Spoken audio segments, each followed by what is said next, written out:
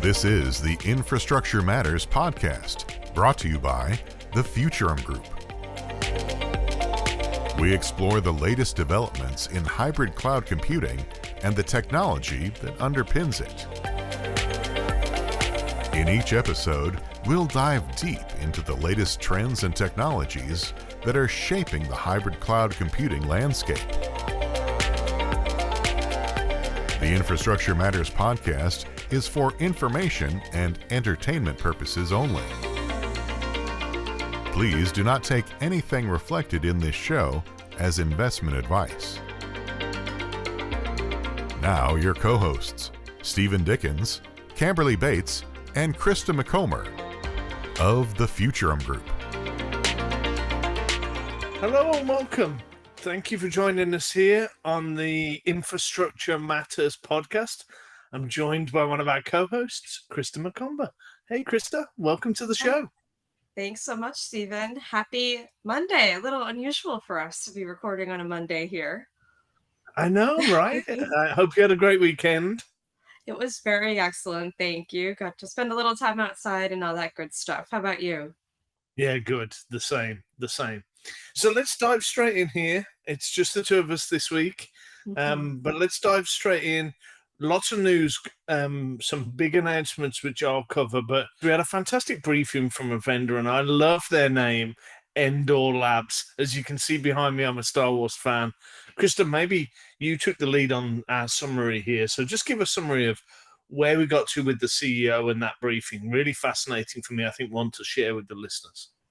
Yes, yeah, it was, to your point, Stephen, it was a company that was new to us, and really a part of the area of the market that for Futurum is definitely an area that we're looking to expand. And so, as you mentioned, the company is called Endor Labs, and what they announced last week was that they secured their Series A funding. That was $70 million, and actually that funding round was oversubscribed. So definitely, especially considering this company was just launched in 2021, and their product just came to market earlier this year, I believe 9 or 10 months ago. So certainly some very impressive progress. And they're looking at an area that's very interesting. So they have what they call their code and pipeline governance platform. And really what they're looking to do is a couple of things. Number one, they're looking to effectively build in security into CI and CD pipelines to support DevSecOps operations and teams, and really facilitate that application development agility without bypassing security. And what they do is they look in particular at open source software code, and they look to understand the vulnerabilities in that software code, as well as the various dependencies for all the various components that might be comprising that code. So really, this is to help these security and IT operations teams to pinpoint where vulnerabilities might be existing within the software code, but also to understand which ones do they really need to prioritize and take action on, because it will materially impact the source code. So those are some of my takeaways, Stephen. How about you? I know, like you mentioned, we were both on the call. It was a great conversation. So I'd love to hear kind of what you thought as well. Yeah, I think for me, the interesting piece was, the number, 70 million raise in what's a tough macro environment and a tough environment. A lot of the VC dollars are going to AI startups right now. So security's still hot, but I think the buzz is around AI. So to raise 70 million for a Series A in this space shows that Endor Labs have got some product market fit. I think you covered it, what are they, 9-10 months in market? Some pretty explosive adoption numbers. I think the interesting thing for me was the open source component of this. We cover open source pretty closely here at Futurum, but I think the interesting thing for me was people are increasingly starting to stitch together various pieces of open source to make a bigger whole. But where has all that open source come from? What's the security of it? Yes, you're going to code check the ultimate application, but what's the downstream? Where did you get it from? How secure is it? All of those types of things. So I think interesting. As I say, huge fan of the name. It's going to be interesting to track this vendor as we go forward here. I think the other bit, talking about the news, I mean, we obviously had the big three hyperscalers all report earnings. So, I mean, that was something I was going to sort of dive into here. Any perspective from you, Krista, before I sort of dive in? Yeah, no, I mean, I know, Stephen, you came out with a couple of research notes last week from covering their earnings. And as you mentioned, I would say it kind of was a tipping point to, or kind of underscored some of the overall trends that we're seeing in the industry in terms of that cloud growth naturally continues to be, very strong. It continues to be a very appealing deployment model for enterprises, which is really kind of what we tend to look at. Of course, the use of technology within enterprises as opposed to kind of the consumer end of things, at least in our particular area of coverage. But I know we've had these conversations, in other regards as well, but really looking at how this adoption and usage is beginning to mature, where maybe are some areas where enterprises might be pulling back on as opposed to where they might be leaning into spending for cloud, as this market continues to mature. So just a couple high level comments from my end, but I'd love if there's any nuggets that kind of jumped out from your perspective, Stephen. I'd love to hear as well. Well, I mean, and we've talked about it, the whole sort of you can have two things be true at the same time. You can have public cloud growing, which I think we saw a return to growth here. AWS particularly was interesting. They're the biggest player in this space from a sort of market share perspective. When we'd seen a slowing over the last 3 quarters, I think a lot of people were focused on AWS particularly. It's about 70% of the gross profit for the wider Amazon group. So pretty important part. I wrote a Forbes article, and we'll put that in the show notes below around. And I talked a little bit around Lena Khan wanting to split up Amazon. I think for no other reason apart from that big organizations are bad. I don't understand the logic there, to be fair, but this is a business that's probably the poster child for growth and innovation in the US. Started as an online book retailer and built a behemoth that employs over 1 million people globally. So you would think that would be a good thing, but it is what it is. And they operate in some couple of big competitive markets. Still think less than 10% market share in online sales, and we've got a really strong and healthy competition going on in the public cloud market. But I think the interesting thing for me was back to growth, back to significant growth as well. I think it was 12% within the AWS business. Whilst that's not 30-40% growth, we're talking about huge numbers now. AWS is a beast of an organization, and 12% growth on a business of that size is pretty impressive. And that's, I think, anytime we look at earnings like this, that's really what we have to keep in mind. It's not the AWS of 10 years ago. Their scale, as you mentioned, is just on a completely different level now. So yes, of course, those year-to-year percentage growths might begin to slow a little bit when we think about the dollar values, and really kind of the base that they're building from. To your point, Stephen, that's where it really truly does become impressive. And the thing for me is this quarter's earnings is probably one of the last quarters we're going to see before AI starts to meaningfully show up in their numbers. AWS has made some big announcements around Bedrock and other services. They've got custom silicon in their system, with Graviton and Inferentia and Trainium. They're well positioned, I think, to be able to start to capitalize on this AI tailwind. Maybe they've been a little bit less vocal than the Microsoft and the Googles about AI, but certainly they've got a strong capability. So I think I only see upside from here around their AI capabilities. Yeah, yeah, certainly. And they're in an interesting position, really kind of bringing, truly the infrastructure primarily to the table, right? And to be able to provide kind of almost AI as a service as opposed to, requiring an enterprise to, as you mentioned, have to invest in that custom silicon or, worry about kind of deploying new infrastructure on premises to be able to support a new, AI tool, for example, or application. In particular, when the business models, are still very much, emerging and beginning to kind of take shape. It's kind of a great way for an enterprise to be able to try it out a little bit, and be able to create some ground rules around it and really, again, formulate those business cases. Yeah, I mean, I see that only positive from here on in for AWS. They've certainly got that footprint with startups. They've got that footprint with enterprise organizations. They've got that footprint across regulated industries, government sector, whatever size or scale of customer in whichever vertical, AWS has got a presence there. And I think bringing some of their AI based services to that customer base, it's only going to get traction.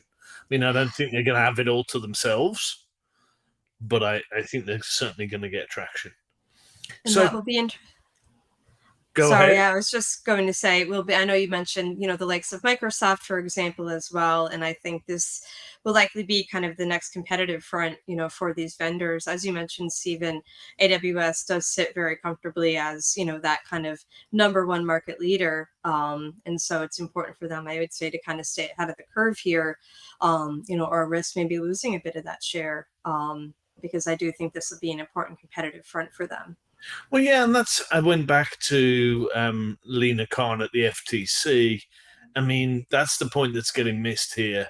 AWS has got strong market share, but they are absolutely in a dogfight for this type of new workload with Google, with Microsoft and Azure, with Oracle, IBM the cloud. Then there's a bunch of Chinese vendors trying to Tencent and Alibaba. I mean, the cloud marketplace is so fragmented, so that whilst AWS posted some big numbers, this is a huge total addressable market that's really, really competitive. So I think some good comments there around AWS. I mean, we also saw Google and Microsoft announce strong numbers from both. There's some announcements coming this week from Oracle, which we'll talk about on next week's show. But I think basically thumbs up all round for cloud growth and some good things ahead. So that's probably our summary of the news. Let's get into some of the big topic. We tend to do the news summary and then dive into the big topic. Maybe get us away here, Krista, and get us started. Yeah, sure. Yeah, and Stephen, kind of we're really thinking about piggybacking on kind of these cloud announcements and really looking at kind of the implications of this cloud growth for the market in general. I know we kind of talked about the fact that using AWS as an example or poster child, and AWS sort of is hitting this next stage in its business where it does have that large scale.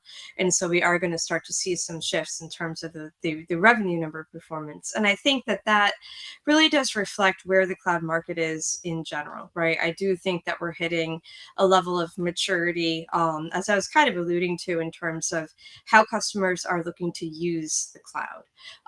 I know we can look at this from a number of different perspectives, but one might be thinking about just general, cost of ownership and economics. When we talk about cloud, this is really, I would say, one of the determining factors that we do see in terms of how enterprises are choosing to use the cloud. And also, any chatter that we tend to hear regarding repatriation, which is, of course, an enterprise maybe migrating a workload to the cloud and then choosing to bring it back on premises. Oftentimes, it might be a little bit of sticker shock due to some of the cloud bills that they're getting. There's, I think, I would say, just some disillusionment in terms of folks are really realizing that the public cloud is not as inexpensive as maybe they thought it was at the start. So, Yeah, just and a general comment. Yeah. I mean, Andy Jassy, the CEO of Amazon, addressed this in the earnings coverage. his perspective was that maybe the last 3 quarters, that's why we'd seen a not a drop, but a stall as people were starting to look more into FinOps, addressing their spend. What he saw and was behind the 12% growth in this quarter's earnings was that people were bringing new workloads back to the cloud. I think Mhm. our perspective here at Future, when you've heard us talk about it, is two things can be true at once. Some of the penetration that we're seeing in some of these highly regulated industries, still probably sub 10% cloud adoption in financial services. So there's huge upside for public cloud vendors like AWS, like Microsoft, with like Google, like Oracle, like IBM, in some of these highly regulated industries. There's still a huge TAM to be going after, but we're also seeing innovation and growth. And the private cloud isn't what it used to be. We're seeing TrueScale, we're seeing GreenLake, we're seeing Apex. We've got offerings from Nutanix, all of the container platform stuff, what VMware's doing. There's some fantastic innovation going on in the private cloud. So I think our perspective here is two things can be true at the same time. You can be seeing public cloud growth and you can be seeing private cloud growth. And that's not a lot of the analysts can hold two truths in their head at the same time, which is unfortunate. It certainly can be unfortunate. Yeah. Yeah. And I would certainly agree. I mean, you allude to, of course, some of the infrastructure level, and of course, being this the Infrastructure Matters podcast, right? Certainly some of the infrastructure level investments being made for the private cloud, right? And I would say, of course, being our resident data protection and data security, person, I would also say we're seeing a number of investments when we think about data protection, but also kind of data management and observability across these what we're calling multi-hybrid cloud. So the on-premises private cloud investments as well as the public cloud, infrastructure as a service. Increasingly, some of the public cloud hosted SaaS applications as well, and really how that can sort of help, as you mentioned, both of these things be true in terms of empowering investment at both ends of the spectrum by allowing IT operations to have that kind of centralized visibility, oversight, security across these environments. Yeah, I mean, you and I were on a briefing earlier with a vendor on a project working on, and I think the interesting thing for me in that is that they were talking about data complexity. As you look at deploying, whatever data is can be across private environments, it's going to be across multiple public cloud environments. Within those public cloud environments, the data might be spread in a EC2 environment. It might be in a MongoDB Atlas environment. It might be in two or three applications. So whilst you might say, oh, it's all in AWS, it could be in 20 different places on AWS, in 20 different Mhm. types of platforms. So I think for me, and maybe this is a thing we can start to put in place over future podcasts, some of these control layers, we hear a lot about sort of the Kubernetes control layer and container orchestration. Data resilience was the layer we were talking about this morning, around how do people secure data using the same tools across multiple platforms, be they public cloud or on-prem. 100%. And, you were alluding, Stephen, to even the various regions within a cloud provider. And certainly this does take kind of that infrastructure led vantage point. I would add as well when we think about just the number of SaaS applications that any given enterprise either is already using today or is likely to be using, over the foreseeable future. Call it the next, 12, 24 months. I think that number is just going to continue to grow, and we're going to see a very, very diverse ecosystem there. So it's even going beyond, strictly kind of, the compute and storage as a service to also include those applications as well. So it's I think kind of what you're mentioning, this kind of data driven view. It's an interesting concept because it at least in theory, can help to maybe, address some of those hurdles. But of course, we'll see how it all plays out. But I think it's at least an interesting perspective to kind of bring to the market. Yeah, I mean, I think the sort of simplistic view of the cloud is it's cheaper and it's simpler. I think where we are now and where we are in the market is, yes, there's some advantages. Yes, there's some flexibility. But I think the cheaper piece maybe depends on the workload. You've got to be more nuanced. And the easier piece, yes, you maybe getting out of having to rack and stack servers in your own data center, but there's a complexity maybe from a security or data resiliency point of view. So there's some trade-offs for sure. Absolutely. Absolutely. Well, I think that's a fantastic place for us to wrap up. There's only got the two of us this week, so a slightly shorter episode, but we're wanting to keep Hmm. the frequency up on these Infrastructure Matters podcasts. So please click and subscribe. Do all the things you're supposed to do in YouTube and on your various podcast channels as we look to grow a following here. Some insider edition interviews with some vendors coming through, so you'll start to see those now. And we'll see you next week for another episode of Infrastructure Matters.